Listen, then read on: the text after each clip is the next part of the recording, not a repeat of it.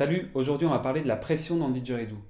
On va déjà voir un peu ce que c'est que la pression parce que souvent il y a quand même beaucoup de malentendus, on ne sait pas vraiment la définir.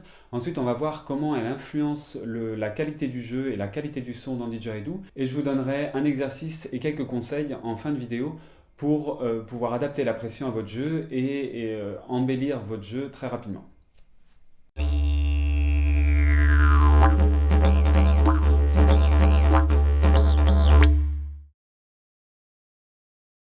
La pression, c'est le résultat de deux facteurs.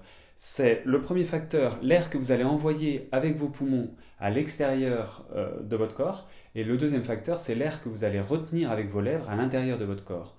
Et la pression, en fait, comment ça fonctionne? C'est deux forces qui se rencontrent. Ça va être ces deux forces-là. Ça va être la force des lèvres qui retiennent l'air et la force des poumons qui envoient l'air dans le didgeridoo. Eh ben, j'aurais tendance à dire tout, parce qu'en fait, tout part de la pression. Si on veut un bon bourdon, si on veut de bons sons, de bonnes attaques, de bonnes harmoniques, un son globalement joli et qui remplit la pièce, c'est la pression qui va offrir ça. Et à contrario, une mauvaise pression va donner un son qui ne va pas se tenir ou un son nasillard.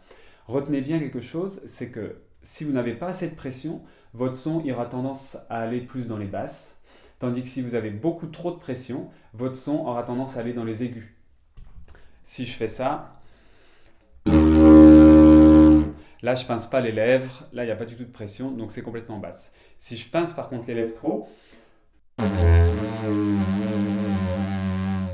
là on voit que le son est complètement nasillard parce que simplement je pince beaucoup trop les lèvres par rapport à l'air que j'envoie et du coup il y a le déséquilibre. Pensez bien à ça, la pression c'est un équilibre entre l'air que vous envoyez et l'air que vous retenez. Un exercice qui fonctionne bien pour bien trouver la pression dans votre didgeridoo et le bon son, c'est de commencer avec votre son de basse que vous avez l'habitude de jouer et c'est de souffler de plus en plus fort, sans trop pincer vos lèvres ici, en les laissant faire, en étant joues dégonflées quand même. C'est-à-dire que vous commencez tranquillement.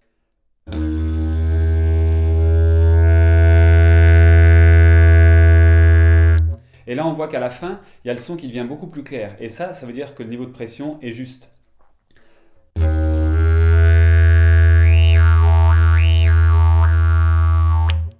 Ce qui nous amène à la suite, c'est-à-dire que dès que vous commencez à entendre les harmoniques, là ce sont tous les sons aigus et métalliques que je viens de faire, on les verra dans une autre vidéo, dès que vous entendez ça, c'est bon signe, ça veut dire que votre pression est adaptée à votre didgeridoo.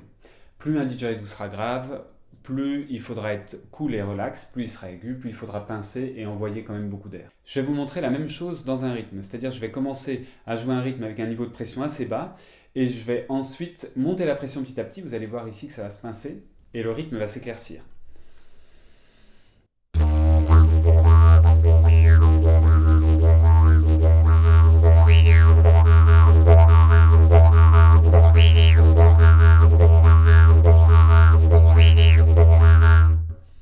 Vous avez entendu la différence où au début c'était beaucoup plus en basse et ensuite quand j'ai commencé à pincer, il y a tous les sons aigus, les harmoniques et les attaques qui ont commencé à vraiment devenir beaucoup plus clairs. La pression, ça amène simplement la clarté, la puissance du son et la stabilité dans votre didgeridoo.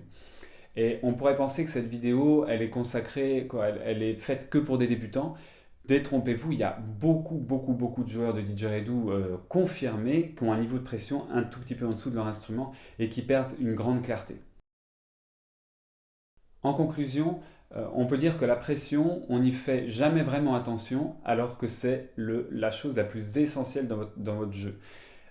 Si vous avez une bonne pression, tout le reste va suivre. Il n'y aura pas besoin de faire des tonnes de choses pour faire un rythme qui sonne, pour faire des jolis sons. La pression, si vous l'avez, c'est gagné. On arrive à la fin de cette vidéo, merci de l'avoir suivi jusqu'au bout. Si elle vous a plu, abonnez-vous à ma chaîne YouTube. Vous pouvez aussi aller me retrouver sur Facebook, sur mon blog, où chaque semaine je publie des articles. Voilà, j'espère que tout ça vous aide beaucoup. N'hésitez pas à commenter, à poser des questions. À bientôt!